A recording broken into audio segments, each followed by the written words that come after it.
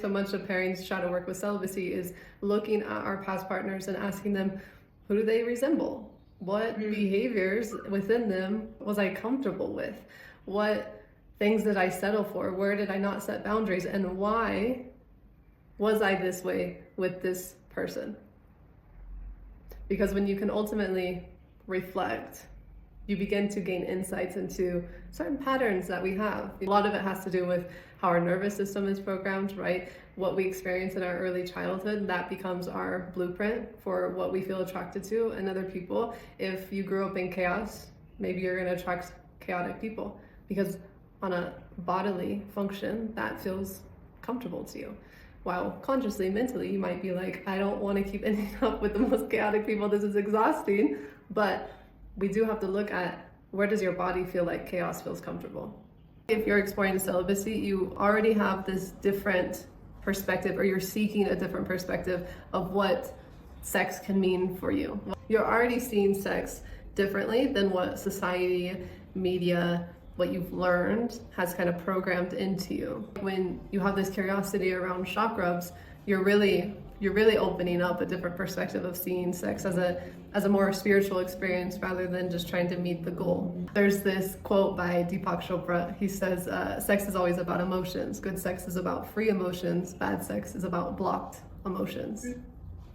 Yeah, being in a relationship, having the best sex I've ever had in my life, that has come from reevaluating my relationship with all of it through celibacy and no longer feeling like shame for any type of emotions that do show up.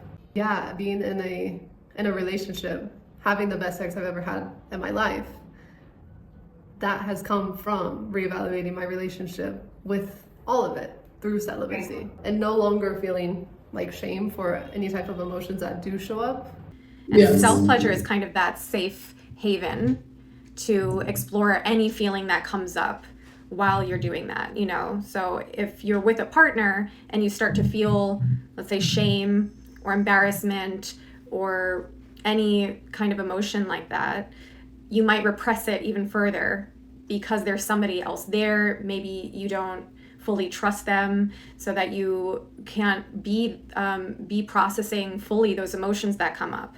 When you're working with chakrubs during a moment of celibacy, or really intentionally looking at your relationship to pleasure, it gives you that emotional support of the crystal, knowing that this is here for you to process these emotions, not to mention to facilitate that energy movement so that more stuff will come up that you might have been repressing. The actual crystal is moving your energy through the sacral chakra up into all the chakras that might be home to things like anger or any other type of quote unquote negative emotion that you've suppressed previously. Doing this practice with chakrubs, it gives you this very this container to explore those feelings, and really a reason for me. What I understood about looking back into that moment of my life when I was practicing with chakrubs, not really realizing that I was essentially practicing celibacy in many ways. When you're doing that, you're giving yourself this kind of clue. Anytime that you're aroused, it becomes a message. This is a moment for me to look inward. And this is also, depending on what crystal you're using, it kind of gives you like an assignment. In my mind, it helps to have this assignment of, okay, I'm working with obsidian. I'm going to really look into maybe hidden desires that I'm too ashamed to acknowledge. Or with rose quartz, I remember specifically working with rose quartz, and it was that chakra that led me to understand that I wanted to feel romantic love while having sex, which seemed so obvious, but I never made that connection in my head. Giving that space to yourself, those moments of reflection and introspection to understand your relationship to anything having to do with pleasure, whether with a person or with yourself, is so valuable, and we don't give ourselves time. And I think with chakrubs, having it be such like this is a tool, this is a calling, this is something that I can pray with or meditate with, it gave me this excuse to really look further. Not that you need that, but for me, that's what I needed. And I think many people that work with chakrubs are celibate and thinking about starting to work with chakrubs as an added tool. That's what the benefit is. And I think the thing is we all want a better relationship with ourselves, especially when it comes to self-pleasure. Before celibacy, I used self-pleasure as a way to distract myself, to not really fully process the early childhood sexual trauma that I experienced. And I looked at sex almost as like this empowering act where I was in control. But that was really all a facade, and that played into the relationship that I had with myself and self-pleasure as well. It was all a facade. And so you don't have to avoid self-pleasure when celibacy. Of course you can. We encourage you to do so because you're building a more healthier relationship with yourself, but do explore the underlying thoughts and emotions that come up when you want to explore self-pleasure with yourself. Do you go into shaming yourself? No, you don't need to do that right now. Aren't you strong enough to get through the urge? Pay attention to what your mind tells you when you start thinking about self-pleasure.